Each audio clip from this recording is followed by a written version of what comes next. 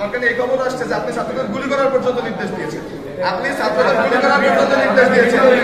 আপনারা যেদিনকে আমাদেরকে সাদা গাড়ির মাধ্যমে তুলে যাওয়ার প্ল্যান করছিলেন যে আপনাদের প্রশাসনের সিটিএসবির মাধ্যমে আমাদের তুলে নিয়ে যাবেন, সেদিনকে আমরা বলছি আমরা ভার্সিটির অথরিটি ছাড়া যাবো না। কারণ এই পুলিশ বাহিনী 16 বছর ধরে জনগণের কাছ থেকে গ্রহণযোগ্য ধারাইছে, এটা আপনি শিওর? আপনারা এখন ভয় পান রাস্তায় নামতে, লজ্জা লাগে আপনাদের যে আপনারা এই ড্রেস পরে রাস্তায় নামতে আপনাদের লজ্জা লাগে।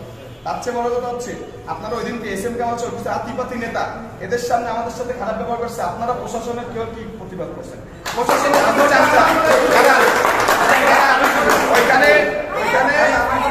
ওইখানে একজন সিনিয়র সিটিজেন ছিল আমাদের অভিভাবক, তাকে রাজাকারের বাচ্চা বলে গালি দেওয়া হয়েছে। আপনি তখন কেন প্রতিবাদ করেন নাই? আমি দাঁড়ান, আপনাদের প্রশাসন ছিল, দেখি আপনি একটু সামনে আসেন, লজ্জা করতেছে, সামনে আসেন, এখানে আসেন। প্রশাসনের চামচারা যারা আছেন এখানে ভবিষ্যতে থামাবেন, এটা তো আমরা ভাবতে পারি। আমরা ছাত্র জনতা মিলে আন্দোলন করছি 16 বছর ধরে। কোনো দল কিন্তু জনগণকে এক করে অভ্যুত্থান ঘটাইতে পারে না। আমরা ছাত্ররা জনগণকে এক করে অভ্যুত্থান ঘটাইছি এবং সেক্ষেত্রে আপনাদের প্রশাসনের ভূমিকা আমরা জানি। আপনি গুলির অর্ডার দিচ্ছেন, এই শান্তিপ্রিয় খুলনায় আপনি টিয়ার সেল মারাইছেন, আপনি লাঠি পেটা করাইছেন। ফলাফল কি হয়েছে?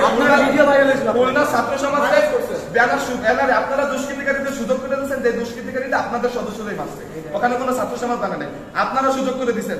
আপনারা এত বড় পড়াশোনা করেছেন, আপনারা বুঝেন না দেশের মানুষের জন্য কর্তব্য কি। স্বরাষ্ট্র মন্ত্রণালয়ের আন্ডারে আপনারা দেখেন, আপনারা শুধু নির্দেশ পালন করছেন, আপনারা কুকুরের মতো নির্দেশ পালন করছেন। একটা রুটি দিচ্ছে, আপনারা রুটি কুকুরের মতো এভাবে খাইছেন।